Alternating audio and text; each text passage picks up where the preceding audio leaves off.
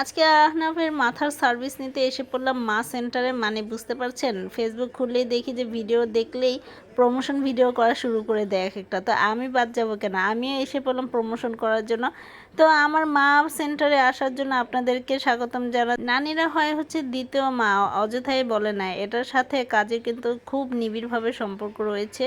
ঠিক যেমন সম্পর্ক রয়েছে আমার ছেলে মেয়ের সাথে আমার মার, কিন্তু আমার মা কিন্তু আমার ভাইয়ের ছেলে মেয়েকেও খুব দেখে, এমনকি আমার চেয়ে বেশি দেখে। এই যে এসে পড়েছে আমার আম্মা কিন্তু হজে যাবে কিছুদিন পর। আলহামদুলিল্লাহ, সবাই আমার আম্মার জন্য দোয়া করবেন।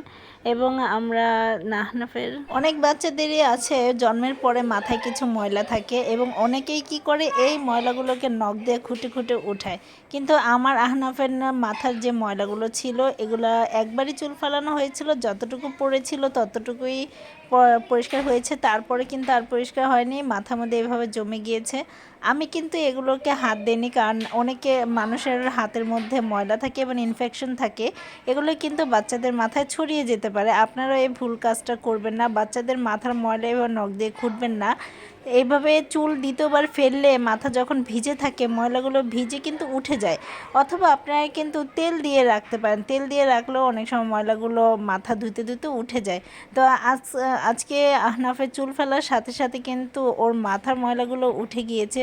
দেখতেই পাচ্ছেন এখানে সাবান, মগ, পানি সব কিছু নিয়ে বসেছে। মানে রাজারা যেরকম রাজসিংহাসনে আরাম করে থাকতো রাজ্যের মধ্যে, ঠিক তেমনি ছোট বাচ্চারাও কিন্তু তাদের রাজ্যে রাজাই হয়ে থাকে।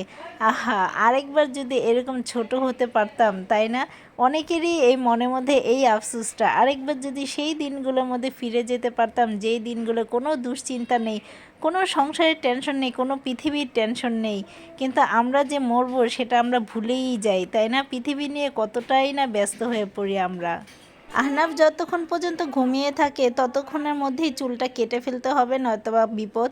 কারণ ও ঘুমের থেকে জাগলে অনেক বেশি নাড়াচাড়া করে, এবং যেটা ভয় ছিল অবশেষে সেটাই হলো। অর্ধেক চুল ফেলানোর পরেই কিন্তু আমার বাবা রাজপুত্র তো উঠে গিয়েছে। এখন কি করব ভাবছিলাম, তারপরে একটু মাথার মধ্যে ধরে রেখে তারপর আমি নিজেই ট্রাই করছি যে দেখি কিছু করতে পারে কিনা।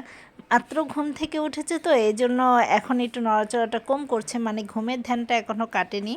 আমি কিন্তু একা কখনোই পারতাম না যদি আমার সাথে আরেকজন না থাকতো। বাচ্চাদের চুল ফেলাটা আসলে অনেকটা রিস্কি, যার কারণে আমি কিন্তু এই জিলেট রেজারটা কিনে নিয়েছি। আর একটু প্রমোশন করে দিই, জিলেট রেজারটা অনেক বেশি ভালো। এটাতে বাচ্চাদের মাথা কাটে না এবং কাটার ভয়ও থাকে না। আপনি যেভাবে মন চায় সেভাবে টানাটানি হ্যাঁচড়াহ্যাঁচড়ি করতে পারেন, সমস্যা নাই।